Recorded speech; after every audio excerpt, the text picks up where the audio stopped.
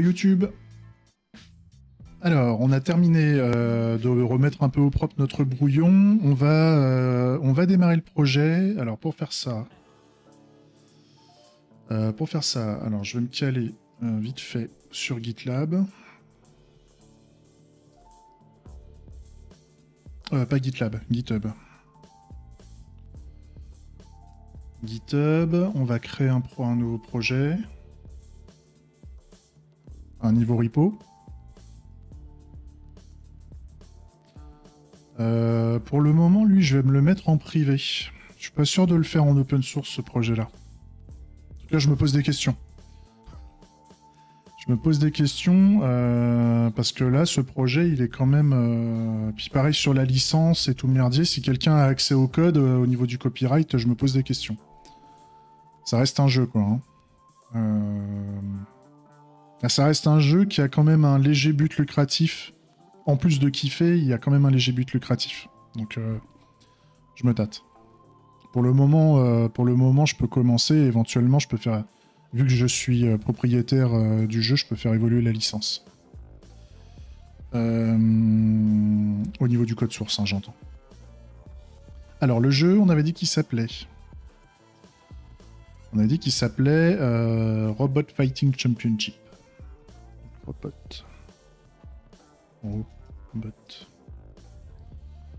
Fight.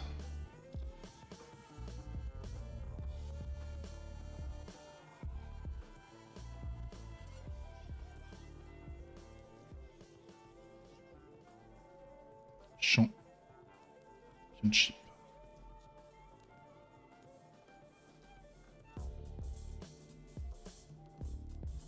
Ok. Bon, on ajoute le readme, le git ignore. Type.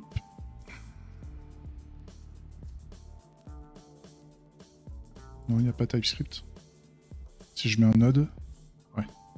Git ignore pour node et un fichier de licence. On va commencer en MIT pour comme... Mais je verrai après. Ok. On va...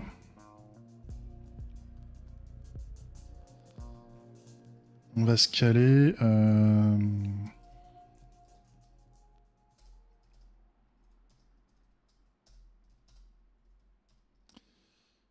Je me cale dans mes repos. Et ensuite...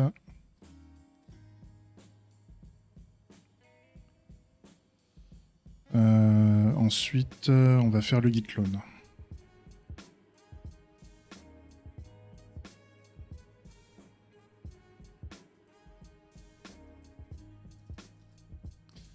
Clone, hop. C'est parti. Ok.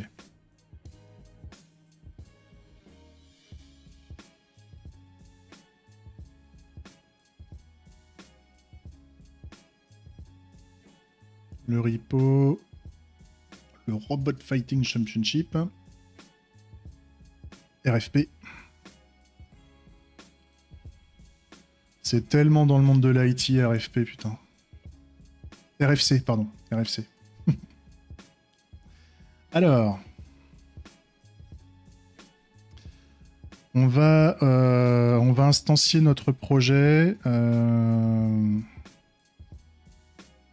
Donc on démarre par ça. On va faire... Tac. On va faire un npm init.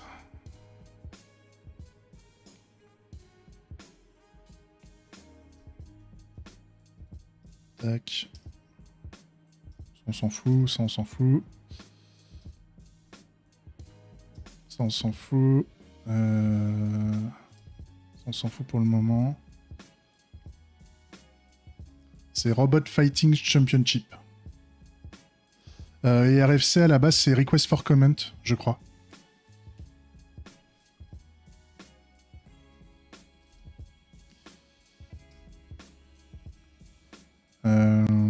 Tu connais pas? C'est tout ce qui est... quand tu regardes RFC, c'est un vieux truc. Hein. Ça date, mais c'est là où en fait ils font tous les standards en fait dans le monde dans le monde de l'informatique en fait.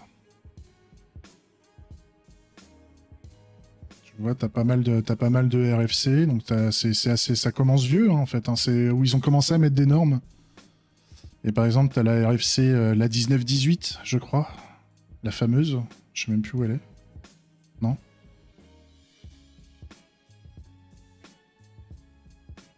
Ah oui, en plus c'est trié dans la messagerie. 19-18, ça me parle ça normalement? Non? Je sais même plus. Oh, ça fait tellement longtemps, ça date du BTS, tout ce délire. Mais grosso modo, tu vois, par exemple, le protocole SNMP, il y a une RFC qui est associée.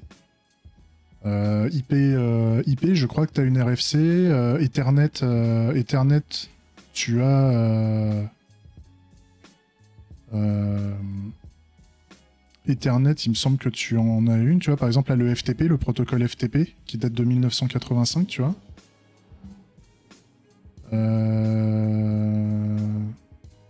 Le broadcast, le telnet, putain. ICMP, ICMP, donc les mails, hein, grosso modo. Internet.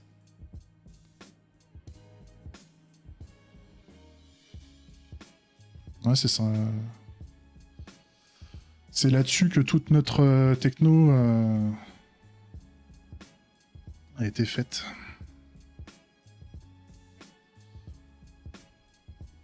La 80-40 ?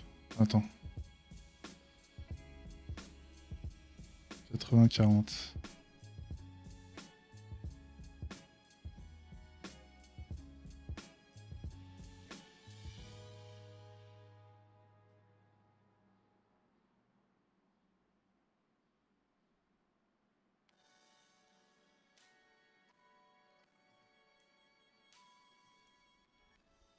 Ouais, j'étais allé dessus. C'est quoi? C'est l'ASCII?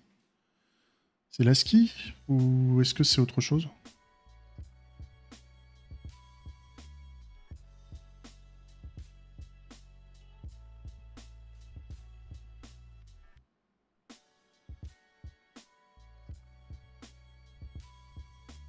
Ah, c'est une ASCII 1er avril. D'accord. Oui, c'est comme le protocole. C'est comme le code REST, machine à café, là. Il y avait un truc comme ça. Ouais, Tipote. Euh, REST.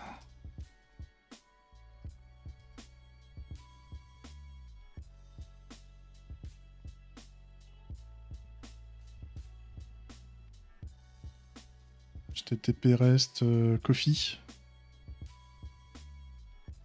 Oui, c'est ça, le code erreur 418. Je suis une théière. Ah, il est magique, lui. Je suis une théière, et donc c'est le Hypertext Coffee Pot Control Protocol sur Wikipédia. Et donc il y a des méthodes. Et donc justement, ils ont fait grosso modo une API avec des codes spécifiques à une API pour faire du café, en fait. Enfin, pour faire une machine à boisson chaude. C'est rigolo.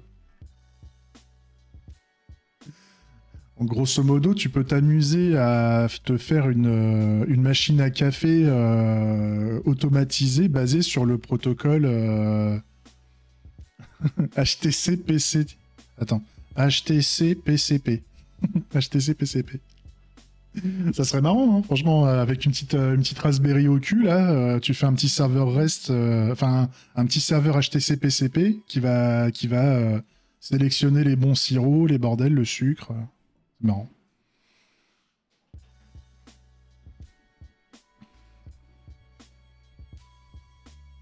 Et puis il y a même la méthode Bru. C'est le Bru, c'est le brasseur, quoi. Le maître café. Je sais plus comment on dit. C'est le barista. La méthode barista.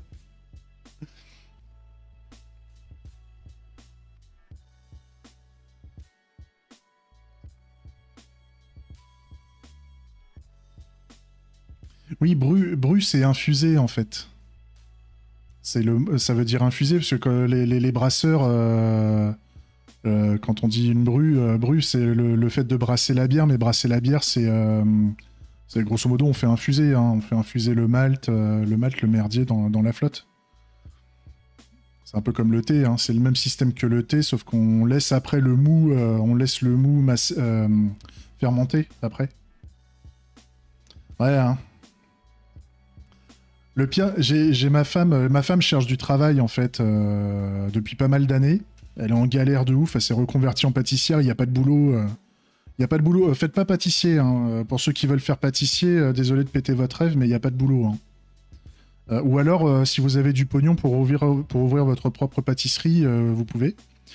Mais autrement, si vous voulez chercher du taf en pâtisserie, c'est la misère. Et donc, elle essaie de trouver, enfin, elle et moi, on essaie de trouver un autre travail pour ma femme, quitte à créer notre propre activité. Ma femme est belge. Ma femme est belge et elle s'intéresse dans le brassage de la bière, en fait. C'est un truc qui m'intéressait moi aussi. C'est un truc qui m'intéressait moi aussi de faire brasseur et je me dis, bah pourquoi pas. Et donc là, en fait, elle est en train de lancer, c'est pour ça par rapport à la... J'ai soif moi aussi, c'est parce que là, ma femme, elle a lancé une première cuvée de bière. Et donc, bah, d'ici quelques semaines, on va pouvoir vérifier si ça le fait ou si ça le fait pas, quoi. Donc c'est plutôt cool. Ouais, sérieux, hein, sérieux, elle a lancé... Bon, c'est pas beaucoup, hein, parce on n'a pas acheté le... Pour l'instant, on le fait en amateur. Non, pour des consommations, pour une consommation personnelle, c'est ok. C'est comme si t'as envie de faire ta gnôle, t'as le droit, hein, si t'as envie de... Du moment que tu ne la vends pas, en fait. Du moment que tu ne vends pas ta gnôle, machin, t'as pas besoin de la déclarer au niveau de la douane. Et puis la bière, faut que je regarde la légalisation de la bière, mais il me semble que vu que c'est un alcool qui est en dessous de la liqueur, tu n'as pas, tu n'as pas de taxe ou tu n'as pas de déclaration à la douane à faire. C'est à partir de au-dessus de la liqueur, il me semble. Un truc comme ça. Enfin, il y a un délire, hein, il faut voir. Faut se renseigner, hein, je dis pas que j'ai toutes les infos, mais justement, on se renseigne sur ça. Et donc, peut-être que voilà, ma boîte va être. Va avoir deux grandes activités. L'activité majeure qui va être être studio de développement et consultant informatique, avec une sous-activité brassage de bière, en fait. Ça va être ouais, c'est ça, la bière des devs. Mais voilà, enfin, on vise ça. Et... Non, puis en plus, on veut faire de la bière locale, hein, c'est-à-dire qu'on veut pas s'amuser à livrer de la bière à je sais pas où. L'idée, c'est qu'on essaie de, je pense, de produire de la bière et de la vendre localement sur les marchés ou dans les restaurants du coin et tout ça, quoi. Et puis surtout, enfin, juste histoire d'en vivre, juste même un SMIC. Même un SMIC, comme ça, voilà, ma femme, elle a son activité, elle fait un truc qu'elle kiffe, et puis... les patrons qui ont pas de pognon, ou pas le temps, ou pas l'envie de bosser avec des petits jeunes dans le métier, et bah tant pis pour eux, quoi. On fait, si on vient pas t'aider, bah on fait nous-mêmes, hein. T'as le réflexe de survie qui s'enclenche, tu fais par toi-même, hein, puis c'est tout, hein. Mais là, on y va en amateur, hein. C'est-à-dire que là, la cuvée de bière, elle fait quoi, une dizaine de litres. On démarre tranquille pour tester, pour voir est-ce que ça plaît, est-ce que c'est facile à faire, est-ce que en y allant un peu à l'arrache au début, est-ce qu'on arrive à faire quand même un produit de qualité minimum, tu vois. Ah, le problème de la pâtisserie, elle aurait bien voulu en faire de la pâtisserie à son compte. Le problème, c'est que tu as besoin d'un local aux normes pour commencer. Tu peux pas vendre des pâtisseries chez toi. C'est illégal, en fait. T'as pas le droit de faire des gâteaux. Les gâteaux que tu mets sur ta page Facebook, machin. On en a fait vite fait pour les connaissances, tu vois, qui nous achètent un gâteau à 10 balles une fois par semaine, tu vois, mais c'est pas avec ça que tu vis. Tu peux pas... Et puis, enfin, un atelier, voire même une boutique, si tu veux, en plus, pas juste l'atelier, mais la boutique, plus l'atelier, plus le matos semi-pro ou professionnel, t'arrives tout de suite à des ordres de grandeur qui se rapprochent de de la petite centaine de milliers d'euros, quoi, hein, grosso modo. Hein. Enfin, je dis ça, on a regardé. Hein. Et, ou alors, faut accepter de faire, de vendre sur les marchés, etc., etc. Enfin, bon, c'est un peu, c'est compliqué, quoi. Et puis tout le monde veut faire des gâteaux aujourd'hui. C'est le problème. Vu que maintenant à la Téloche, ils ont donné beaucoup d'idées aux gens de la vocation de faire pâtissier. T'as trop de pâtissiers enfin, moi, c'est mon avis. Hein. Il y a trop de pâtissiers par rapport à la demande de pâtisserie, en fait.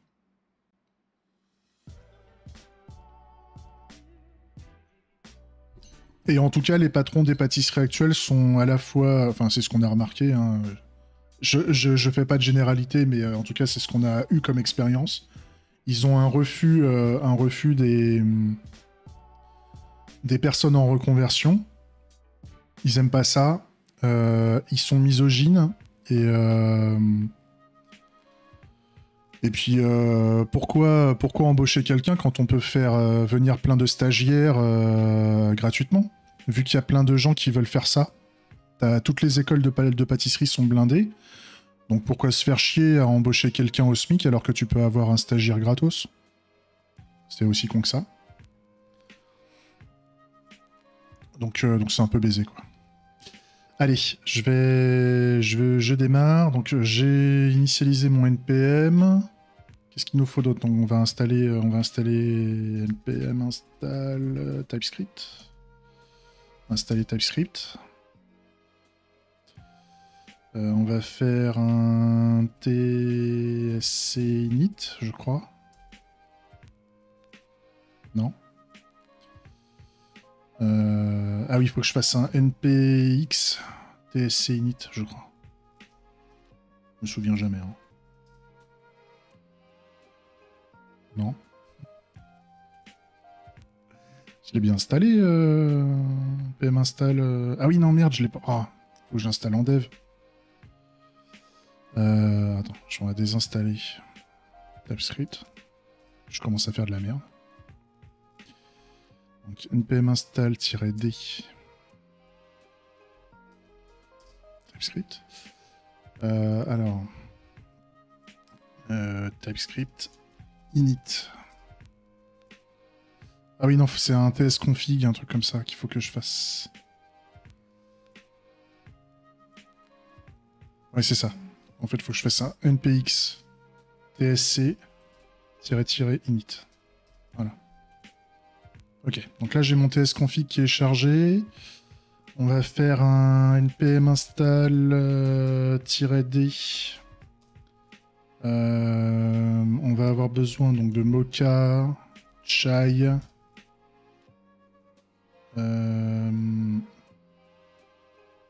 Mocha et chai, déjà. Il y aura les typings qu'il faudra rajouter. Je le fais très peu souvent en fait. Donc là je le fais de tête parce que je l'ai fait un peu la semaine dernière ou la semaine d'avant quand j'ai commencé à faire le tuto du mec là, tu sais, où j'ai créé mon propre projet la dernière fois. Donc je me rappelle à peu près des commandes que j'ai fait, mais sinon je le fais très peu souvent et donc je galère hein, en fait. Et là à côté, là par exemple pour le npx init, je me suis mis la doc là à l'instant sur le côté. Rapidos. Mais il y a aussi ESLint. Et l'initialisation de ESLint aussi à faire. Donc npm install-d ESLint. Et pour initialiser... Ouais. npx ESLint-init. Donc là, il va me poser des questions normalement. Alors, pourquoi je veux utiliser ESLint? Des syntaxes et appliquer le... Ouais. La totale. Aucun. Aucun. Est-ce que mon projet utilise du TypeScript? Oui. Où est-ce que mon code va tourner? Bah, on va commencer en Node, mais grosso modo, je sais pas si je vais faire un monorepo ou si je vais... Je me pose la question si je fais un monorepo, si je fais un repo front et un repo back, on verra ça. De toute façon, derrière, c'est le builder hein, qui peut créer... on peut créer des fichiers de build. Grosso modo, on peut créer les artefacts de notre projet au sein du même repo, mais on va avoir des fichiers pour le serveur et des fichiers pour le client. Hein. Ça, c'est pas un problème. Hein. Mais j'aime bien la notion du monorepo. Parce qu'on peut faire des classes communes ou des trucs comme ça, enfin des fichiers partagés entre les... Surtout les ports et les adapteurs, en fait, ça m'intéresse.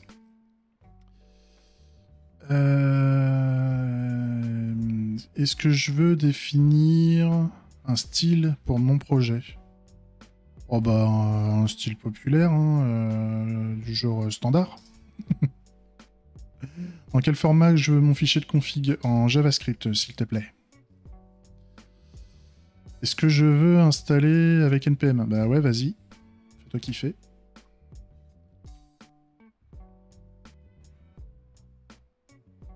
Ok. Il y a bon. Il m'a installé 40 000 trucs ou pas? Bon, ESLint config standard. Très bien. Très bien. Ok. Je vais sûrement avoir besoin d'autres trucs. Il n'y a pas de problème. On va y aller au fur et à mesure en fonction de nos besoins. Je vais reprendre ce que j'avais mis au niveau de mon projet.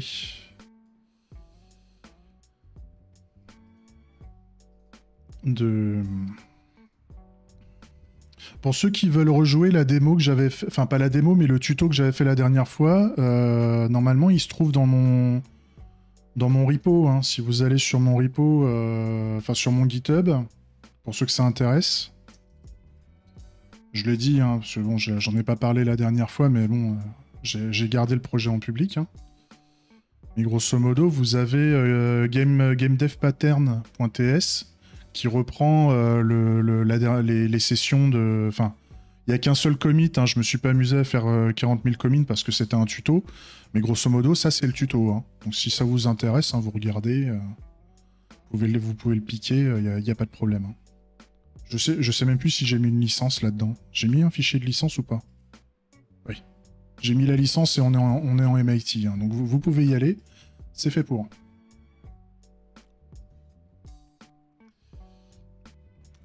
Par contre, oui. Je voulais voir ce qui me manquait. Les trucs qui m'intéressent au niveau de ce projet-là, c'est que j'avais mon fichier...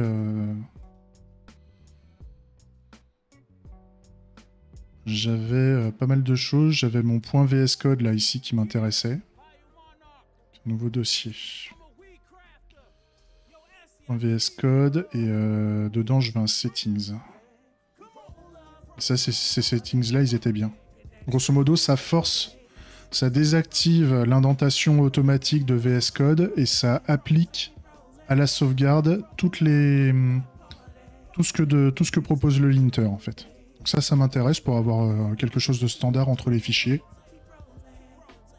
Et puis on sait jamais si demain, j'arrive à embaucher du monde, que je gagne des millions de pognon avec le jeu, et que je vais embaucher du monde, au moins il y aura le standard sur l'aspect linter, les formatages de code.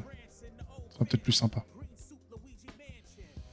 Donc un nouveau fichier qui s'appelle settings.json. Ok. Je pique ça. Je mets ça là. Très bien. On va faire le tour de ce qu'il y avait là-dedans. ESLint ignore. Oui, pourquoi pas.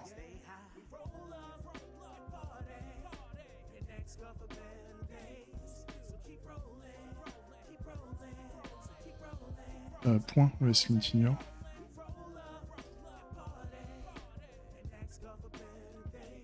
Donc on retire, on veut pas appliquer ESLint sur le dist et notre module, ça ne nous intéresse pas. J'avais pas fait de règle particulière hein, sur le ESLint. Hein. Ah si, j'avais mis une règle d'indentation. J'aime bien avoir l'indentation à 4 espaces au lieu de 2. Je trouve ça plus clair pour moi. Ce qui manque là pour tsconfig, ça gueule parce que... Bah là, ça gueule parce que oui, il y a le... Il y a ça. Qu'est-ce qui ne lui va pas à lui? Oui, c'est le problème d'input. Ça, c'est parce que j'ai pas mon dossier... Il me manque mon dossier SRC. C'est pour ça qu'il gueule. Par contre, ce que je voulais regarder... Donc, Sling Gettinger, machin... tsconfig, oui... Webpack, pour le moment, je m'en bats les couilles. Parce que ça, le Webpack était lié au tuto. Hein. Donc j'y vais... je vais pas mettre les dépendances du tuto. Hein. Je veux surtout mettre mes dépendances à moi. Au niveau du tsconfig, il fallait mettre include et exclude.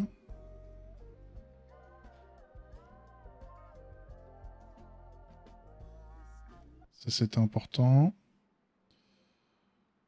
Qu'est-ce qu'il lui fallait d'autre?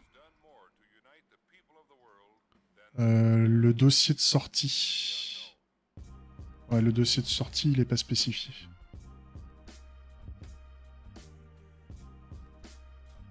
T'es où? T'es là?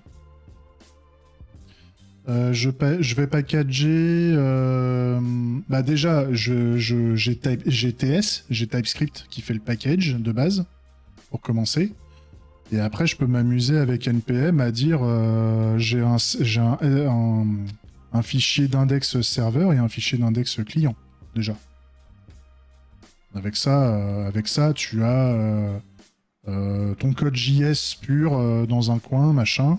Après, demain, en fonction des technologies front qu'on va utiliser, si demain on a besoin d'une technologie front qui fait du DOM dynamique, machin, React, Svelte, mes couilles, et qu'on a besoin de mettre du Webpack, qu'on a besoin de mettre du...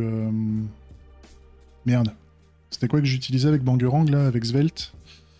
Du roll-up, si on a besoin de roll-up, ou si on a besoin d'autres délires, on utilisera ce qui est recommandé. Ça, il n'y a pas de problème. Mais pour le moment, juste avec TypeScript, on va pouvoir faire nos scripts de build, client et serveur, au niveau de NPM, au niveau des scripts NPM, et moi, ça me suffit. Hein. Enfin, en tout cas, j'ai l'habitude de bosser avec ça, ça me va bien. Mais je reste ouvert à la modification sur ces sujets-là, en fait. Si c'est un moment, j'ai besoin de le faire évoluer. J'ai fermé mon projet, là. Recharger.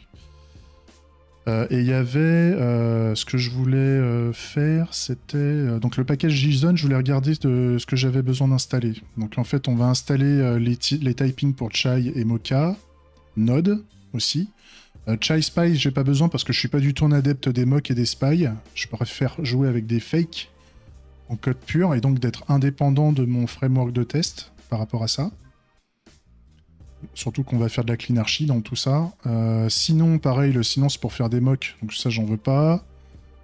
ESLint, on a ce qu'il faut. Chidom, j'en ai pas besoin. Chidon et Chai Spy, j'ai dit que j'en avais pas besoin. Les webpacks, on s'en fout. ESLint Promise, normalement je l'ai déjà. Si je dis pas de bêtises. Ouais. ESLint Promise, je le veux bien. On va quand même, on va garder des patterns de dev que j'utilise, la notion de commande, de query, etc. Enfin, quitte à faire de la merde, hein, mais j'aimerais bien garder ce genre de truc. Surtout que dans le monde du jeu vidéo, on est surtout sur de la query, hein, de ce que je comprends. Salut Toton, je suis en train de démarrer le développement d'un jeu tactical RPG pour des tournois e-sport. Donc on en est au tout début. Hein. On en est vraiment au tout début et là je suis en train d'initialiser le projet. Et ce matin on a fait un petit atelier, je vais l'appeler game design mais je suis pas du tout développeur de gaming, c'est ma première fois, je me fais dépuceler. Mais qu'est-ce que tu veux dire, quel style ? En style graphique, tu parles?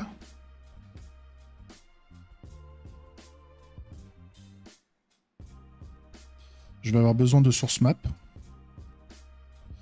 Alors, en style graphique, c'est du combat de robots, en fait, en arène.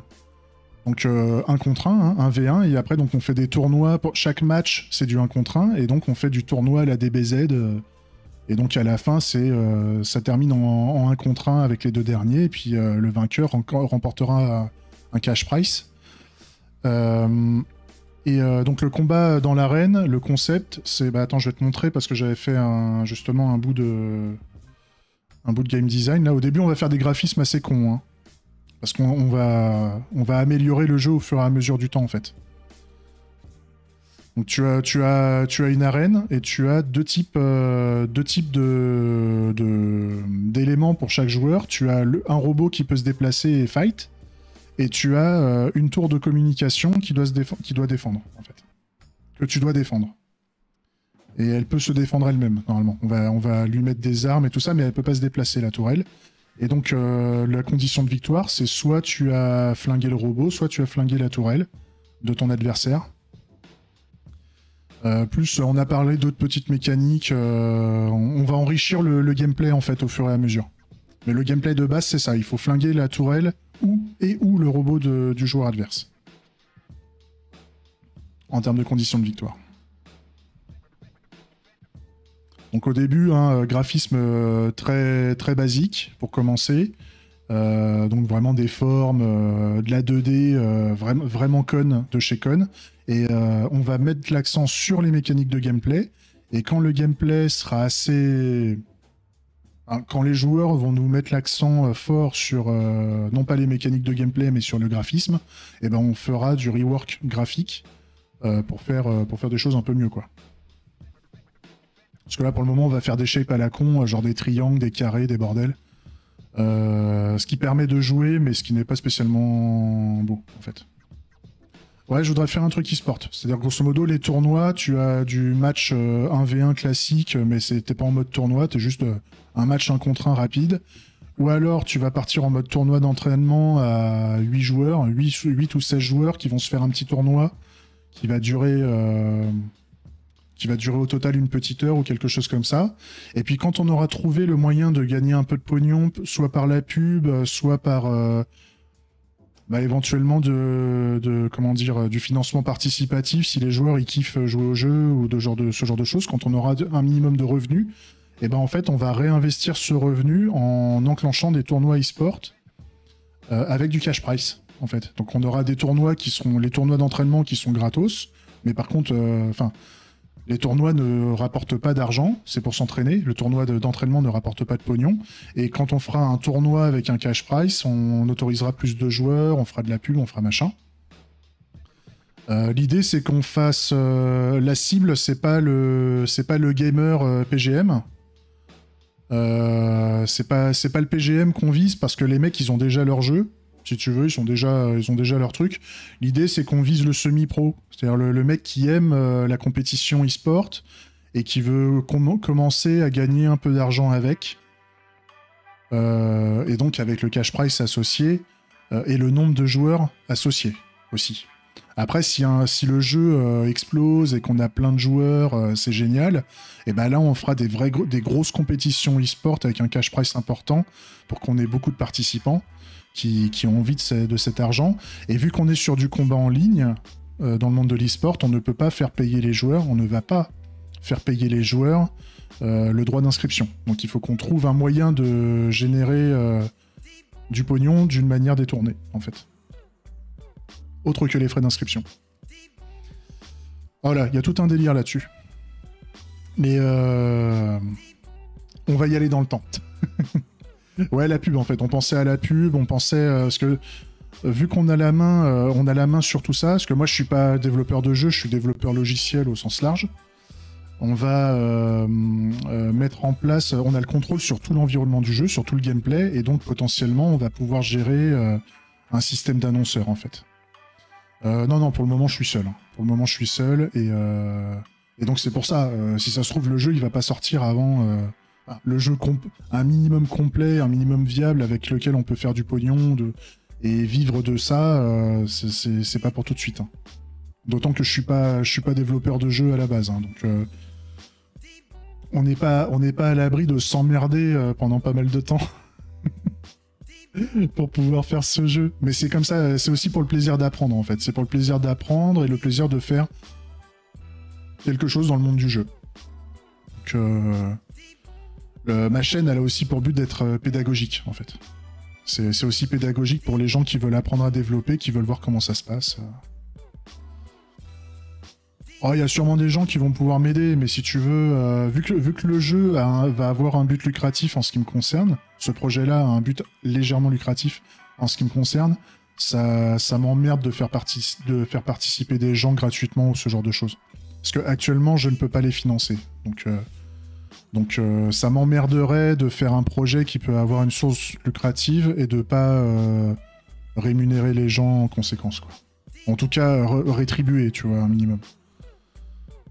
Donc ça, peut-être plus tard. Si à un moment le jeu, la Mayo, commence à prendre et qu'on commence à avoir beaucoup de joueurs et qu'on commence à avoir des annonceurs qui veulent faire des partenariats avec nous intéressants pour financer des tournois, dans ce cas-là, et qu'on commence à faire un peu de moula, dans ce cas-là, on va pouvoir faire venir du monde dans le projet. Ça serait cool. Ça serait magique. Hein. Quand on en sera arrivé là, ça va être du bonheur.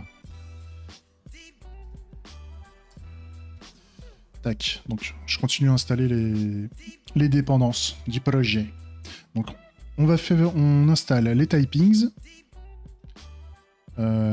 pour Chai et pour Mocha. Pour Node.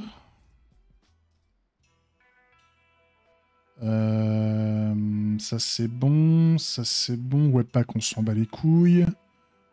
Mocha, on l'a déjà installé. Webpack, on s'en fout. Le source map sur port pour les tests, ça va être important.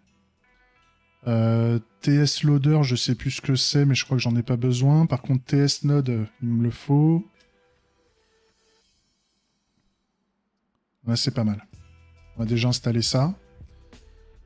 Ensuite, il faut que je mette la config pour Mocha. On va mettre la config pour Mocha ici. Grosso modo, pour dire qu'on utilise TS Node et qu'on va faire le source map.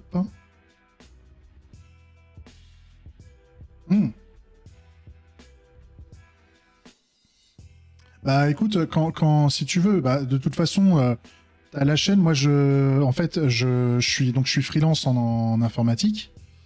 Et en fait, pour le moment, j'arrive à sortir 2 jours par semaine pour mes projets perso. Donc, je dis pas que le jeu va aboutir, j'aimerais. Donc, on verra dans le temps ce que ça donne.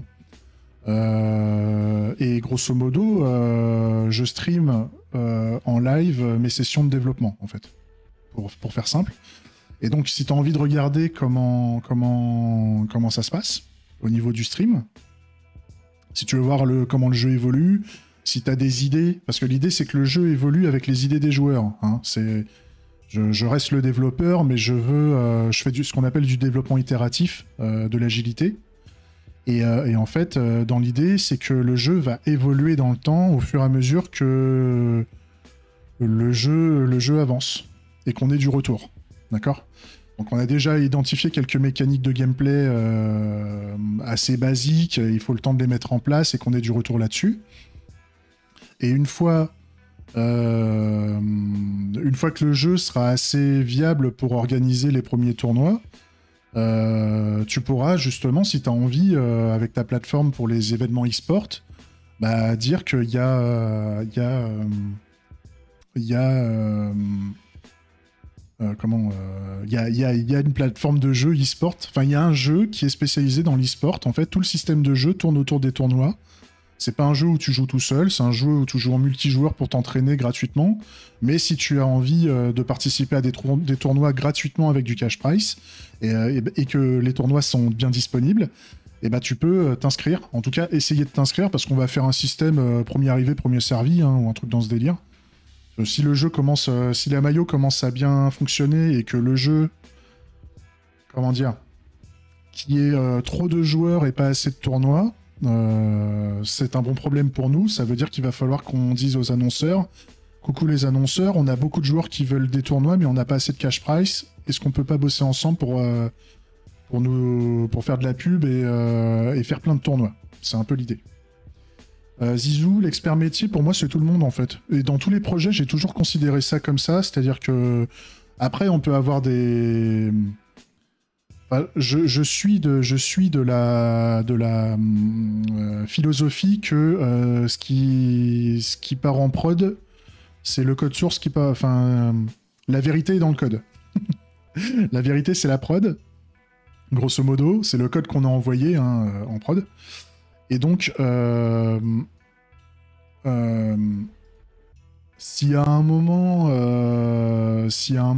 il faut trancher, bah, c'est moi qui développe. Donc à la fin, c'est moi qui fais quoi. Donc oui, mais pour autant, en fait, pour moi, dans l'approche, et on l'a vu ce matin dans nos discussions, j'ai plutôt tendance à partir sur l'avis du plus grand nombre. En fait. Donc quand on est en discussion et qu'il y a un espèce de débat sur les fonctionnalités, peu importe, hein, que ce soit la priorisation, le détail de comment il faut le faire, le truc, machin, c'est le plus grand nombre qui va faire que je vais développer de telle manière ou pas. Et toujours dans une phase expérimentale, c'est-à-dire qu'en fait, si c'était pas la bonne chose à faire, et ben on le verra à l'avenir, en fait. S'il faut qu'on revienne en arrière et qu'on fasse l'autre manière, tu vois, ce seront les joueurs qui vont nous le dire. Tu vois, ils vont nous dire c'est de la merde, ils vont nous dire c'est génial, ils vont nous dire je m'en bats les couilles, et donc dans ce cas-là, on traitera autre chose. Mais pour moi, c'est l'équipe de développement, les parties prenantes, les joueurs. Si les joueurs ne me parlent pas, ça veut dire et qu'ils se plaignent que le jeu c'est de la merde, bah, il faut qu'ils en soient responsables. C'est-à-dire que c'est à eux de dire aussi ce qu'ils veulent. Tu vois. C'est un peu donnant-donnant. C'est-à-dire, tu peux dire le jeu c'est de la merde, mais tu me dis pas ce que tu veux comme jeu. Donc, forcément, c'est le serpent qui se mord la queue. Donc moi, en fait, là, j'ouvre une porte en disant je fais du développement itératif. Tout le monde peut me donner ses idées sur le jeu. On en parle et on voit ce qui est le mieux pour les joueurs, en fait. C'est un peu l'idée. Hein. Pour l'instant, le jeu, il est même pas lancé, il est même pas créé. Hein. Là, je suis en train de démarrer le projet dans le sens où je suis en train d'amorcer le projet. Donc, il n'y a même pas une ligne de code qui est faite. Tu vois, donc tonton David, tu peux, si tu veux, si pour toi il te faut un jeu un minimum élaboré pour t'y intéresser, tu peux revenir facile dans plusieurs semaines. Hein. Si le développement de jeux vidéo ne t'intéresse pas. Si le développement du jeu t'intéresse et que tu veux donner tes idées sur les features et tout ça, sur la priorisation de ce qu'on veut faire, tu peux participer, mais si tu veux juste voir le jeu fini, on n'y est pas tout de suite. Hein. Vraiment pas tout de suite. Surtout qu'on a ce qu'on appelle la learning curve, c'est-à-dire la courbe d'apprentissage en début, vu que c'est la première fois que je fais un jeu vidéo, donc j'ai tout un système sur l'architecture du gameplay, machin. J'ai plein de concepts à apprendre au début. Dans le monde du jeu vidéo, on développe d'une certaine manière, si tu veux. Et donc ça, je vais en bouffer et je vais galérer un peu, tu vois.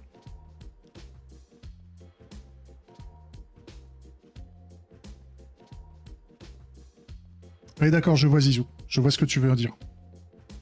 Et c'est pour ça, c'est-à-dire en fait, là, l'atelier BDD, on l'a fait un peu ce matin, c'est-à-dire que l'atelier BDD n'est pas forcément formel au sens on écrit les phrases ou ce genre de choses. Après, ce qui va devenir officiel dans l'approche ATDD, et ça, tu vas le voir, normalement, on va la démarrer un petit peu cet après-midi. On va pas faire grand-chose vu l'heure qu'il est déjà presque 15 heures. Mais grosso modo, dans la démarche ATDD, ce qui fait foi sur la fonctionnalité, ce sont nos tests, en fait.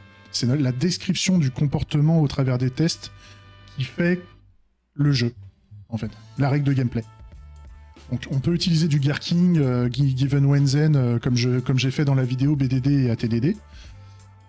Tout comme on peut faire d'autres manières. On peut faire vraiment du test unitaire, surtout que nous on va faire de l'ECS. Donc nous on va faire des features sur des entités, tu vois. Donc c'est moins Given Wenzen. Enfin le Given Wenzen on peut l'appliquer à tout. Mais on peut faire des tests unitaires qui sont rédigés d'une certaine manière, qui sont ordonnés, triés, organisés d'une certaine manière. Ouais, c'est cool, tonton Hamid. Hein. Y a pas de souci, tu viens quand tu veux. La porte est ouverte. Et pour info, quand le jeu sera avancé un minimum, on fera des sessions de jeu le soir. C'est-à-dire qu'on va, même moi, je vais jouer. En fait, je vais commencer à essayer de jouer.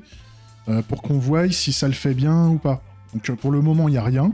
Mais un de ces quatre, si ça t'intéresse, tu pourras passer en soirée et voir comment le jeu évolue, quoi.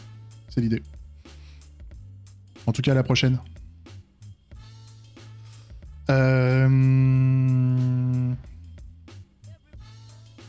Oui, ça, mon TS config, il fait chier parce que j'ai pas fait le dossier encore. Donc SRC.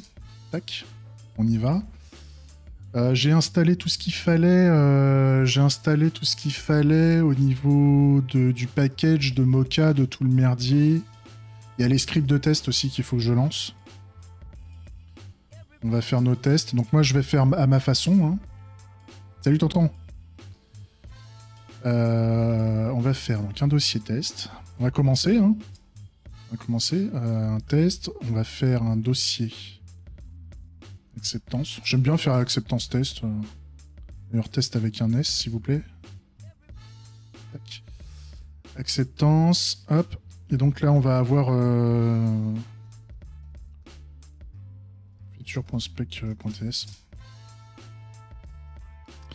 Je sais pas encore en fait. Je sais pas encore parce qu'en fait, d'un point de vue organisation, en termes de features, c'est ce que tout à l'heure je me suis dit par quoi on va commencer.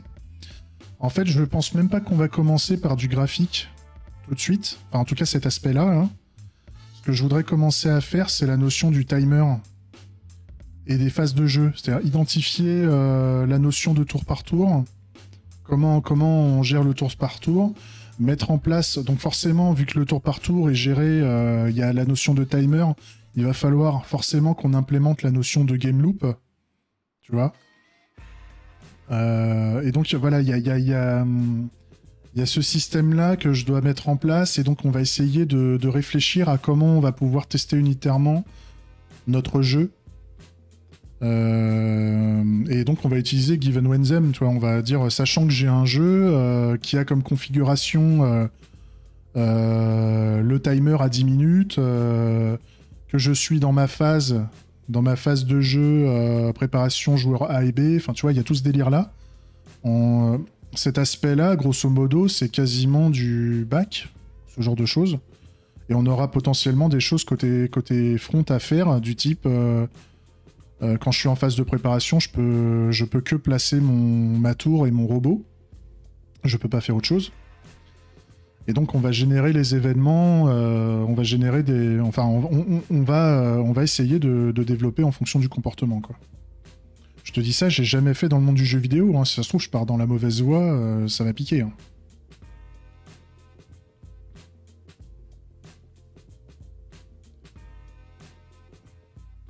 Mais par exemple, déjà faire la création des instances de jeu, de faire ensuite, tu vois, le fait que quand je fais un match simple, eh ben, on va chercher côté serveur, est-ce qu'on a des simple match, tu vois, on va créer le type de jeu de type simple match, tu vois.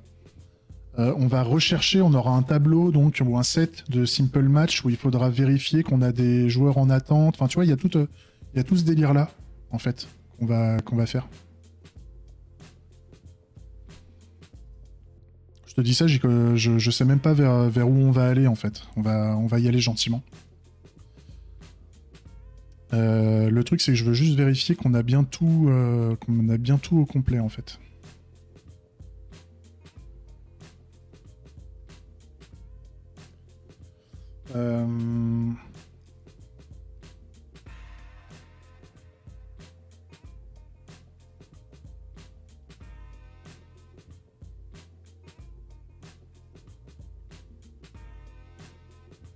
Je réfléchis. Hein.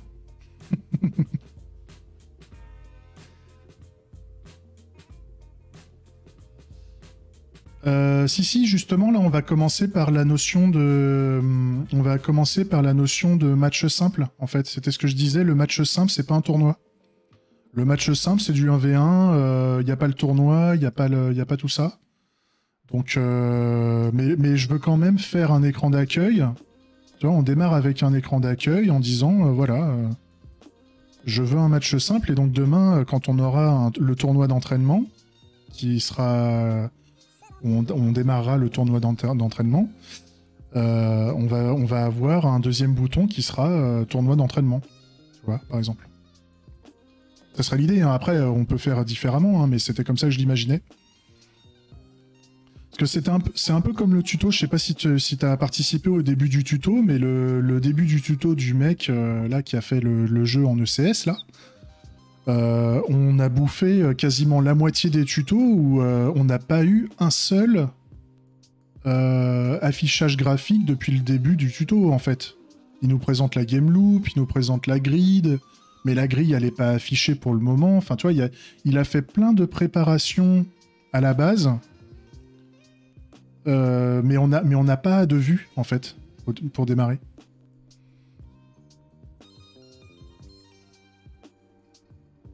Parce que c'est pareil, pour moi, le menu principal, c'est une entité dans le jeu. C'est comme ça que je vois ça, hein, le menu principal, le main menu. Le main menu, grosso modo, il va recevoir un événement de type match simple ou de type tournoi. Et donc, voilà, il y aura des choses côté client. Côté client, en fait, on n'a pas de base, on ne va pas avoir que la classe game à la racine. Chose qu'on avait dans la partie ECS là, du tuto. La classe racine, c'était game. Nous, on va avoir un new... pour nous, notre jeu général, c'est parce que lui, le game pour lui, l'instance de jeu, c'était un match pour nous. Mais nous, on va avoir un new RFC, quoi. On va avoir le logiciel qui est... Rebarcha. Nous, on a un new RFC, tu vois. On commence avec RFC, et donc dans RFC, on va avoir, grosso modo, quand on fait un new RFC, on va avoir un new main menu. Et donc, au démarrage, à l'init, vu que ça va être sur la base ECS, on va avoir sûrement donc les méthodes de base de l'ECS qui sont create et update. Et sur le create du main menu, on va avoir un render main menu à la base. Tu vois? Et donc là, tout ça c'est de la logique. C'est c'est de la logique de gameplay, de tout le merdier, quoi. Alors regarde, t'as vu, il est là le... T'as vu, il y a déjà un menu principal qui est créé. Là, je vais vous faire un jeu, en fait, on va pas le développer, ça va être un jeu de plateau à la con à imprimer, et puis vous allez jouer en mode jeu de plateau. Vous allez jouer chez vous. Non, t'inquiète, moi j'aime bien ça, moi je kiffe le troll. Le troll, c'est la vie, quoi. En fait, tant que tu vois que c'est du troll pour rigoler, moi ça me plaît, j'aime bien. Je me troll moi-même. Moi,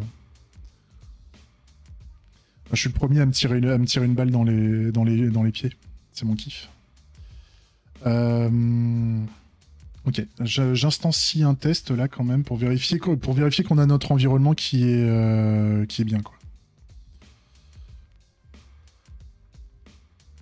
Ouais, c'est ça, c'est exactement ça. Tant qu'on est dans le respect, le second degré, que les gens comprennent et qu'ils le prennent pas mal. Si les gens le prennent mal, on s'excuse et puis voilà, c'est ok, tu vois. Mais on va pas commencer à faire, comment dire. On va pas jouer à qui a commencé et on va pas jouer à rajouter de la sauce piquante sur le merdier pour lancer de la merde, tu vois. Non, on est là pour se marrer. Ouais, c'est ce que je dis, hein, le stream là, le fait que je développe avec des gens sur le stream, c'est pour mon plaisir de partager, le plaisir de discuter avec des gens de bonne compagnie, tu vois. Parce que j'aime ça, j'aime partager ce que je fais, tout ça, et puis ça peut servir à des personnes, si ça leur fait plaisir, ce genre de choses. Et c'est tout. C'est tout. Le jour où ça me fera plus marrer, par contre, dans ce cas-là, je stream plus, tu vois. Le GitHub est open. Bah, pour le moment, je l'ai mis en privé parce que vu que je me suis posé la question, en fait, vu qu'on va quand même être sur un projet où il y a un peu de la moula en jeu, en fait. Et grosso modo, le code va être fait d'une manière où il sera très facilement évolutif. Grosso modo, là, il va y avoir de la propriété intellectuelle assez sympa. Et donc, on pourrait très facilement en faire un clone de ce projet-là, je pense. Et donc, je me pose la question, est-ce que je me fais chier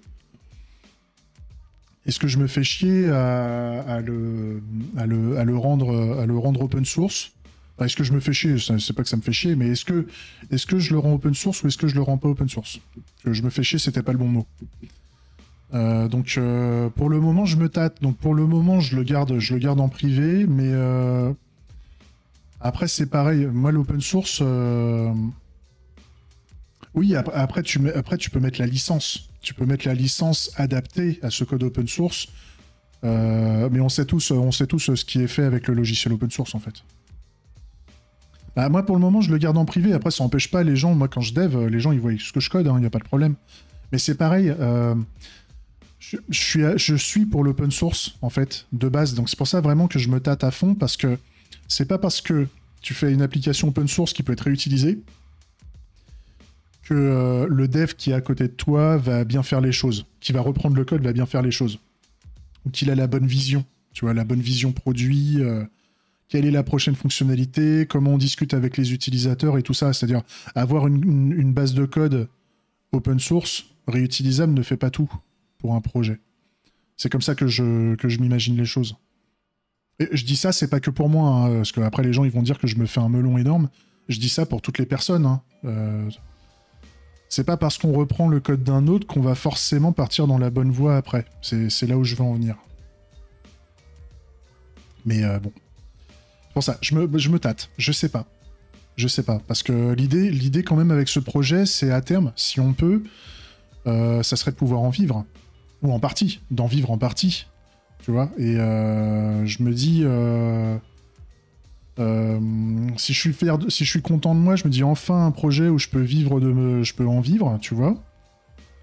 En plus, si on crée un système, une architecture client-serveur qui fait que tout se gère comme papa dans maman, en mode on peut créer des matchs à volonté, tout se passe bien, il n'y a pas besoin d'un point de vue DevOps, le machin il est en auto-scaling, on fait ça bien, on est du métier, le truc il marche du feu de Dieu, il n'y a même pas besoin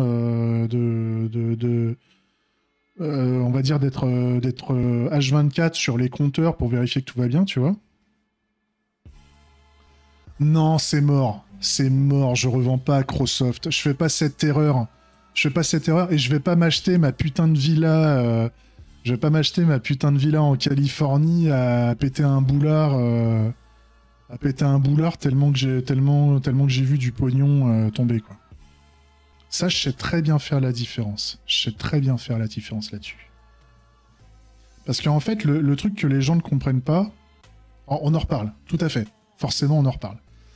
En tout cas, moi, c'est mon état d'esprit aujourd'hui. Et comme j'ai dit, je l'ai toujours dit dans mes vidéos, je l'avais dit sur Bangerang et tout ça, on n'est pas à l'abri que je devienne con. Ça, je l'ai toujours dit. Et donc, dans 5 ans, quand on arrivera au moment où j'aurai chopé la grosse tête, eh ben, il y aura des beaux replays de cette phase-là de discussion où je dis on n'est pas à l'abri que je fasse de la merde H24, tu vois. Les gens évoluent, hein. Mais par contre,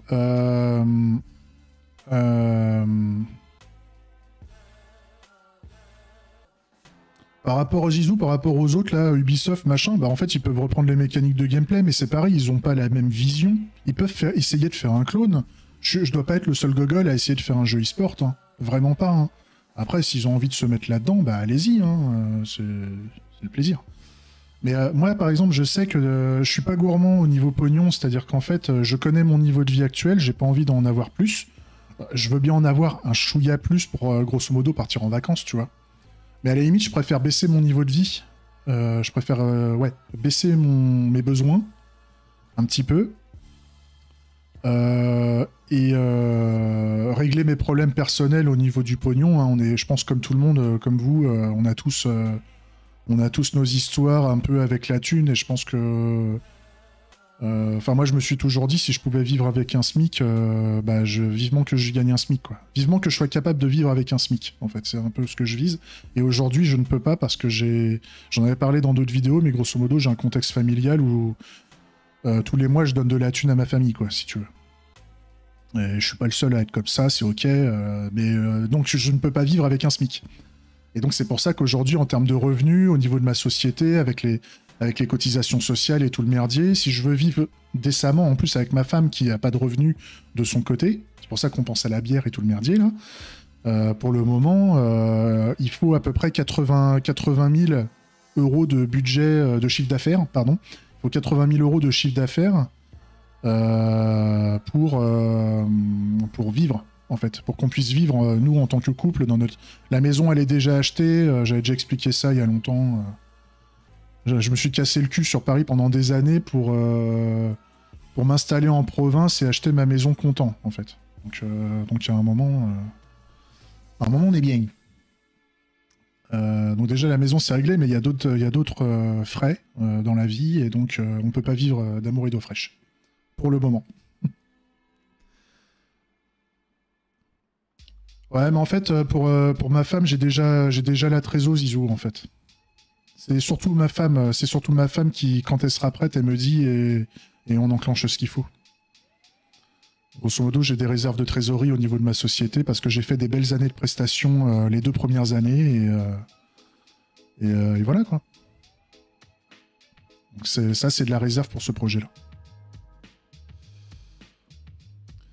Barcha par rapport au JS, oui, bah ça on verra en fait. Mais rien ne m'empêche de faire du multiplateforme plus tard. Hein. C'est-à-dire qu'en fait, tu as la possibilité de transformer du JavaScript, enfin du TypeScript JavaScript en C# et de partir sur Unity hein, si tu veux faire un portage console. Hein. Alors ça, franchement, c'est pas au pire. Le jour où je commence à faire de la moula avec du JS et du TS en mode web client, bah c'est pas grave. C'est pas grave. On fait, j'embauche un game dev et il va me faire le portage. Il y a pas de problème. On va pas. Et là au niveau du jeu, je ne révolutionne rien. Hein. Un système de tournoi à la con et puis un jeu de plateau au tour par tour tactique RPG.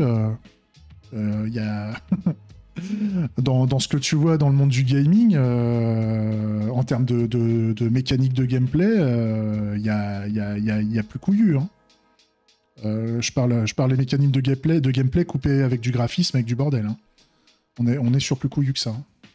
Mais c'est ça qui est rigolo dans le monde du jeu, c'est que des mécaniques de jeu très simples peuvent faire des jeux très intéressants.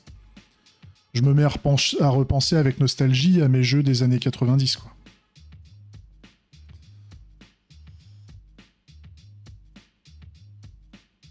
Ouais, je suis pas sûr que stream soit nécessaire au début. Je suis pas sûr. C'est sûr que avoir une plateforme de type stream et compagnie, ça peut jouer. Mais tu sais, au pire, ce que je peux faire pour être sur stream, et éventuellement, peut-être même sur console, il faut vérifier le portage. Et c'est ce qu'on fait sur mobile quand on veut faire une fausse application mobile. Du Steam, pardon, excusez-moi. Ça y est, les PGM sont là. Les PGM sont là, ça y est, ça commence. Oui, Steam, excusez-moi. Mais ce qu'on peut faire en fait sur le... Il faut voir hein, ce qu'on peut faire avec les consoles, mais je sais que les consoles aujourd'hui peuvent aller sur Internet et donc elles ont un navigateur intégré, et donc elles ont des API web, clients web classiques. Ce qu'on peut faire, si moi j'arrive au niveau des contrôles du jeu à faire en sorte qu'au niveau du client web on puisse jouer au clavier ou à la souris ou au gamepad, grosso merdo, il suffit de faire un client, c'est ce qu'on fait, c'est ce que je disais, c'est ce qu'on fait dans le monde du mobile. Tu peux faire de la fausse app mobile. En fait, c'est un navigateur web qui est utilisé, c'est-à-dire que tu fais juste une icône dans ton application qui lance le navigateur web, en fait, et qui détecte que tu as les contrôles du mobile adaptés, en fait. Donc, et ça, je suis sûr que sur les consoles, les mecs, ils se font pas chier. Je suis sûr que tu as des jeux web qui sont portés... ouais, voilà, avec Chromium. Je suis sûr que tu as des jeux web qui sont portés sur console, et c'est pas plus con que ça. Après, il faut voir au niveau de l'ergonomie, il faut voir aussi au niveau des contrôles, de voir si au niveau des contrôles, on arrive à faire le portage, qui va bien, mais ça peut être une première étape, parce que c'est pareil, quand tu vois des studios de dev, et même des studios de dev indépendants, ça peut être un enfer, quoi. En termes de budget... Et puis le tactical RPG, ça se fait sur les consoles, mais c'est souvent du JRPG. C'est souvent du JRPG sur les consoles portables et sur les consoles de salon. Mais bon, je prends un exemple, un bon gros XCOM des familles, tu les as t'en as sur console aussi, je crois, si je dis pas de bêtises. Mais en termes de population, on est sur du joueur PC. Et puis bon, on sait tous, hein, les PGM, c'est sur PC.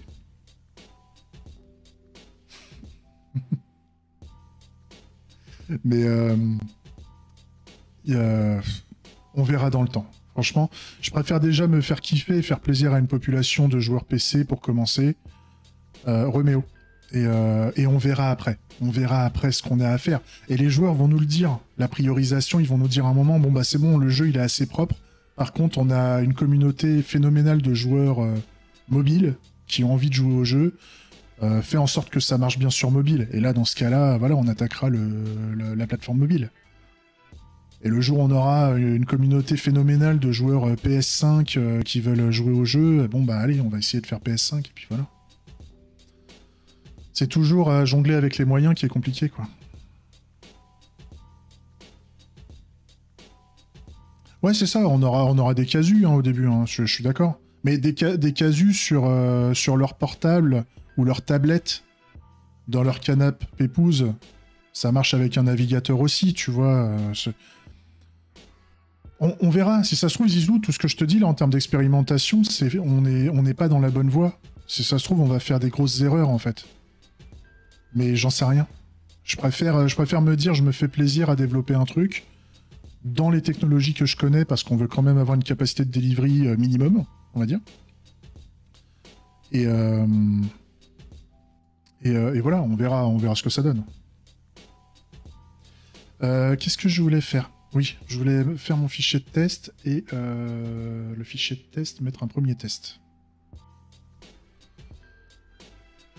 Ils ont mis où les tests là? Ah oui, c'est vrai, il avait mis des tests par composant, lui. Enfer.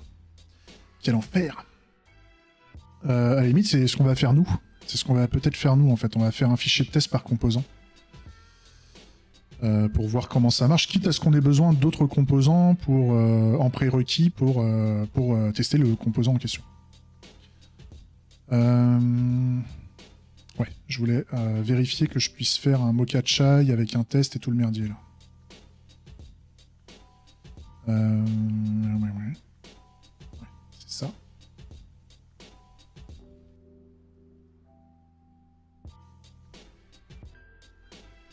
Ouais. Ensuite, qu'est-ce qu'on veut? Ouais, je fais du copier-coller à la con, hein, mais... Oh bah là, je peux directement importer expect. Ouais. Là, on va...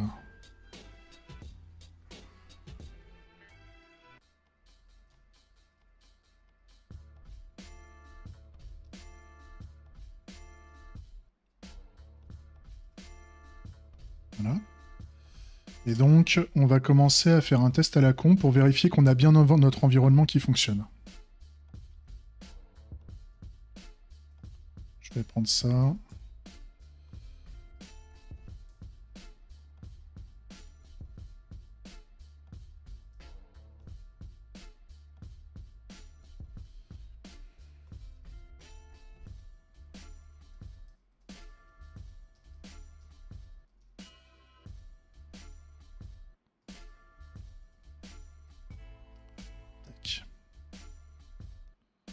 Ouais, je viens de le faire là. Je viens de le faire normalement, mais j'ai pas testé encore. Par contre, j'ai oublié dans le package JSON de mettre mes scripts. Et donc au niveau des tests, on voulait faire quoi? Comment j'ai paramétré ça dans les autres? Dans l'autre projet. Ok. Donc Mocha, tu prends tout SRC, tu recherches les specs.ts et tu lances la purée. Ça me va bien. C'est cohérent. Et donc là, si je fais un npmt... Ok. Donc on a bien les tests. Donc le but, c'est de tester qu'on a un test qui marche et un test qui marche pas. Toujours. Pour vérifier notre framework de test. Ok, c'est bon. Ça fonctionne bien. Là, on a toujours un problème.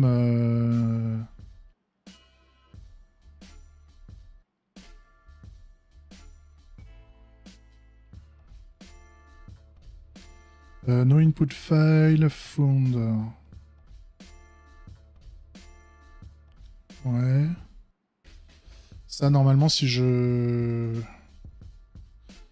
fais un restart... Non, c'est pas ça.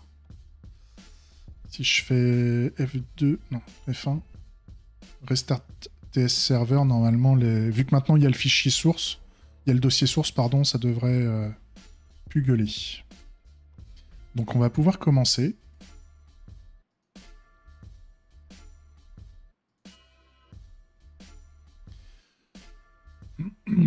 Alors, l'approche ECS me plaît pas mal, et donc on va essayer de dire...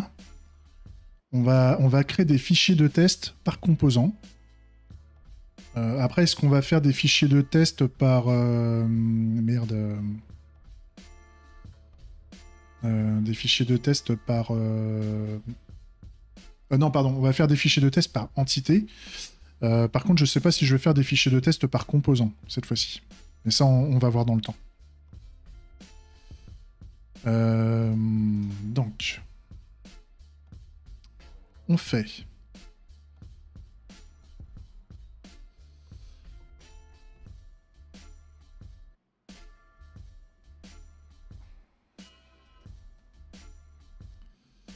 On va faire un dossier entities. Et donc on avait dit qu'on commençait, en fait on va commencer par la base de notre jeu qui est...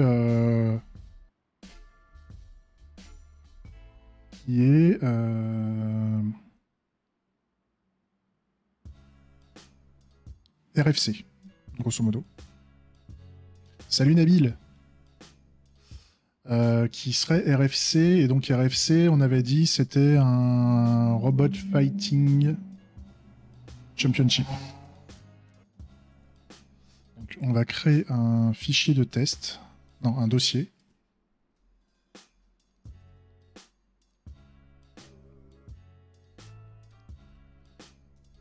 Robot Fighting Championship Instance.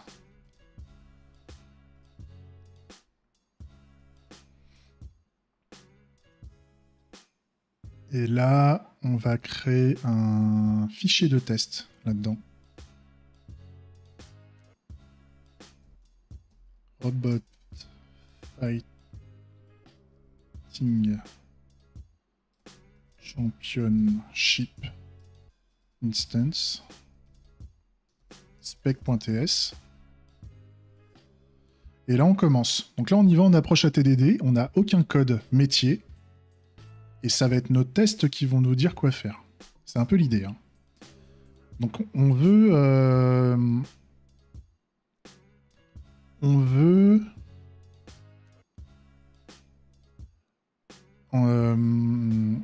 avoir...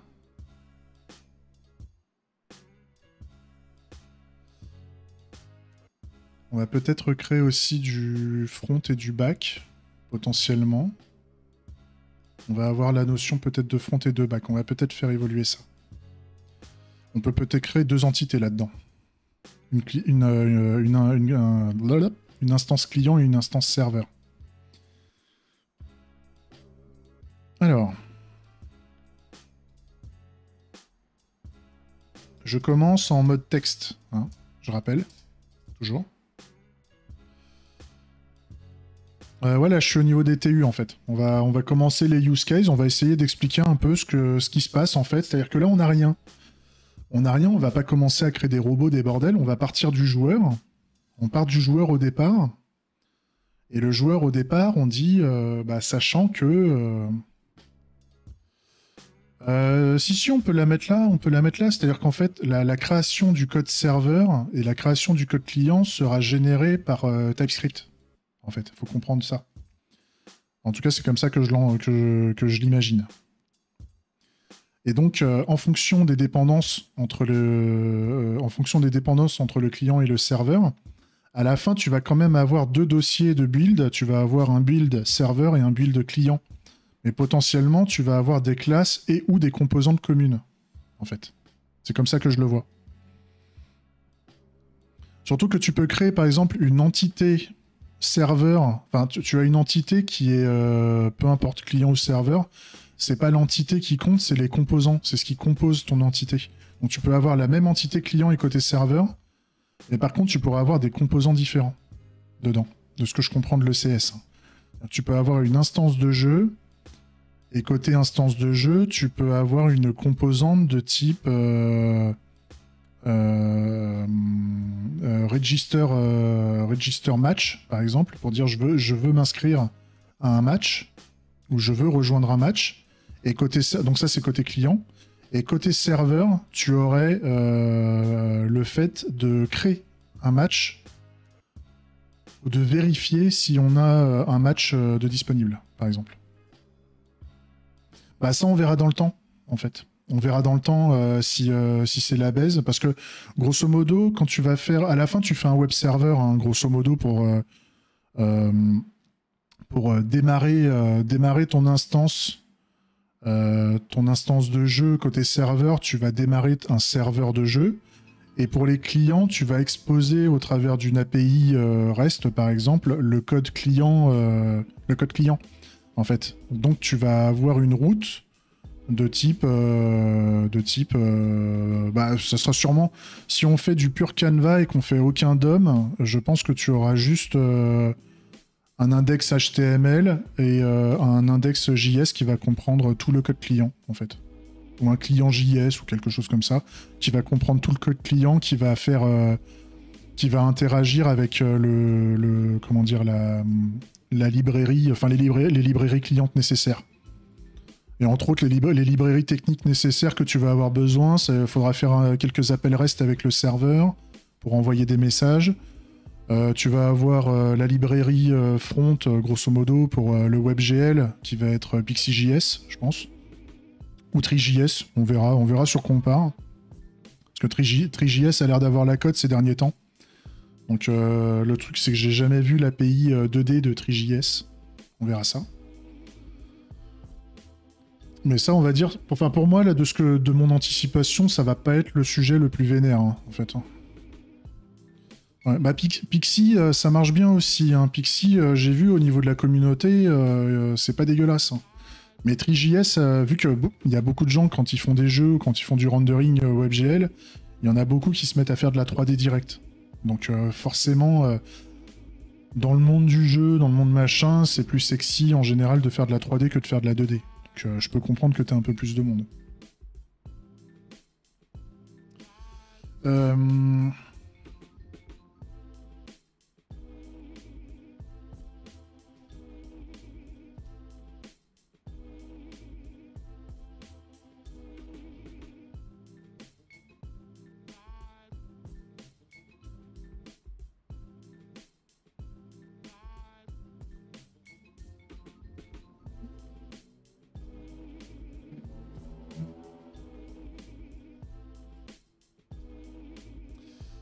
RFC...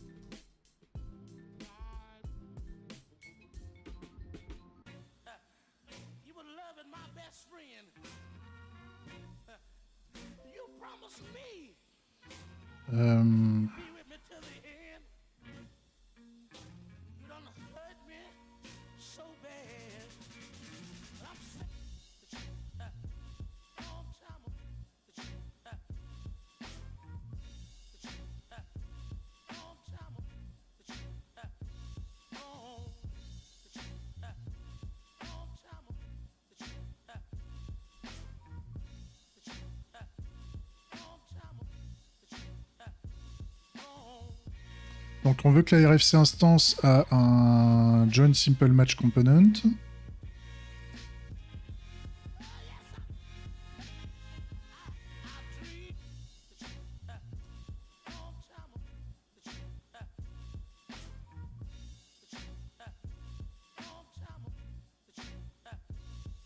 Ouais.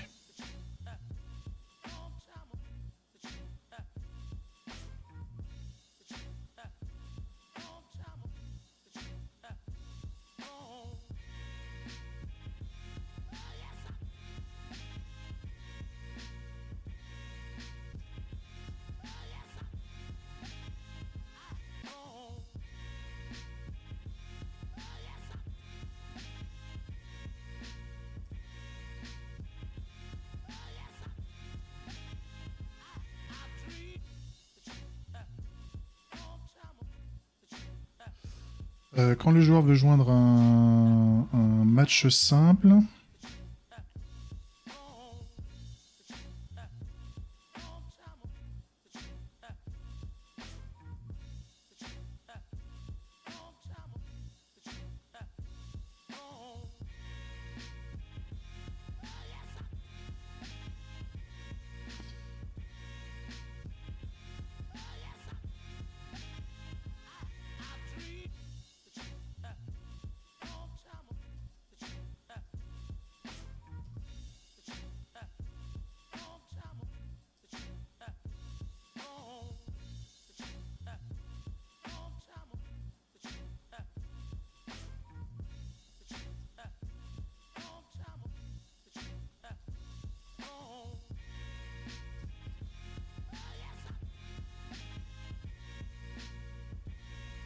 un truc comme ça. Parce que je rappelle, on veut jouer sur la notion d'événement. Hein.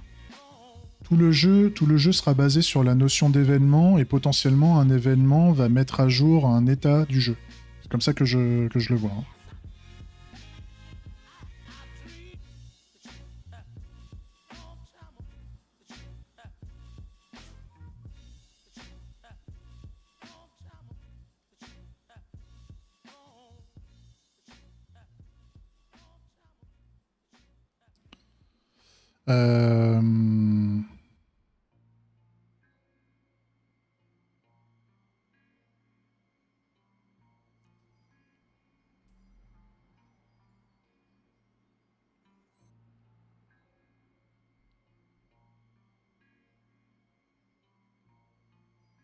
Ah, le main menu, ça va être un composant aussi. Hein.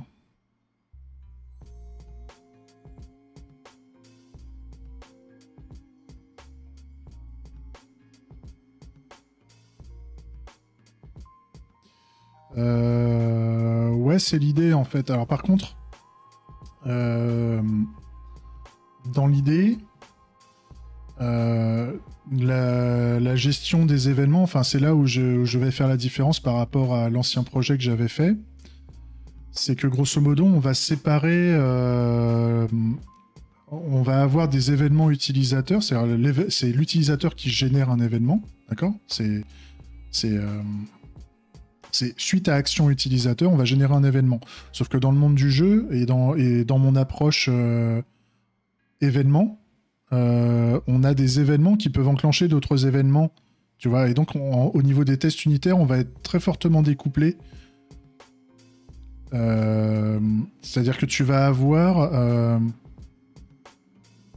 tu vas pas voir les conséquences tout de suite. Je sais pas si je suis clair, mais grosso modo, c'est pas maintenant qu'on a le jeu qui est créé. C'est juste que là, en fait, nous, ce qui compte pour nous à cette étape-là, c'est qu'on ait envoyé la demande de rejoindre un match au serveur. Ensuite, côté serveur, en fait, au niveau du test unitaire du serveur, on va dire quand le serveur reçoit joueur A veut joindre un match simple et qu'on a une session de jeu en attente d'un deuxième joueur. Dans ce cas-là, on va créer l'instance de jeu et on va avertir aux deux joueurs que l'instance de jeu est prête, grosso modo. L'instance de jeu Tartampion, elle est prête. Tu vois. Et donc ces deux trucs-là peuvent être totalement décorrélés d'un point de vue test unitaire. Puisque ce qui compte, nous, c'est qu'on est trigger. Ce qui est important pour nous, c'est qu'on est trigger qu'il y ait eu un événement qui a été émis Et on peut réutiliser la base qu'on a émis un événement pour enclencher un autre test unitaire qui lui va faire la suite. En fait. C'est comme ça que je le comprends, hein, et c'est comme ça que j'aimerais bien le faire. Mais vu que je l'ai jamais fait, c'est comme ça qu'on va apprendre les choses. Et donc forcément, d'un point de vue technologie, on va avoir un gestionnaire d'événements, grosso modo, où on va juste avoir un adapteur qui va checker, qui va vérifier quel est le dernier événement qu'on a émis. Mais ça, je l'avais fait sur Bangerang. Hein. Si tu te rappelles, je l'avais fait sur Bangerang quand j'interagissais avec le front, avec les Storsvelt. Je faisais un check qu'on avait tel événement qui avait été envoyé. Et là, peu importe la game loop, tout le merdier, ça on s'en fout. Hein, y a pas, ça c'est, on a des choses qui sont à traiter au niveau de la game loop et on a des choses qui sont pas à traiter au niveau de la game loop, en fait. C'est comme ça que je le sens. Hein.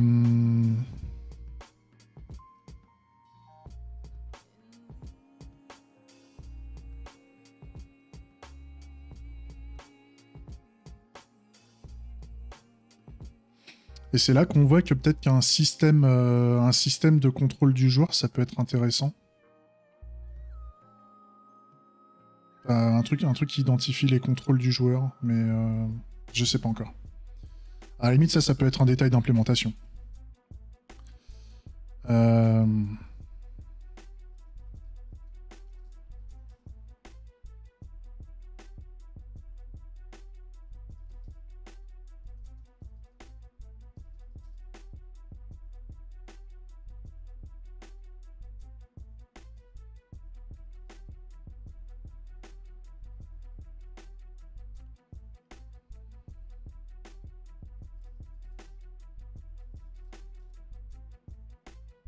C'est l'idée. je dis ça, si ça se trouve, je fais totalement de la merde. Hein. Mais dans ma tête, ça a l'air de bien coller, donc...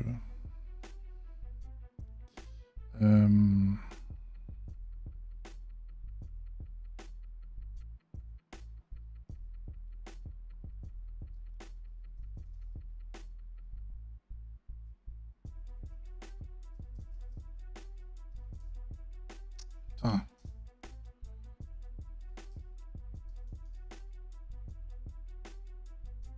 Ah, faut que je vous laisse 2 secondes. Là, je fais une petite pause. J'ai un appel important à prendre. Je vous fais une petite pause. En plus, là, ça fait quoi 1h20 là qu'on est en train de stream. Je vous fais une petite pause de, allez, je pense 5-10 minutes et je vous reprends après. D'accord?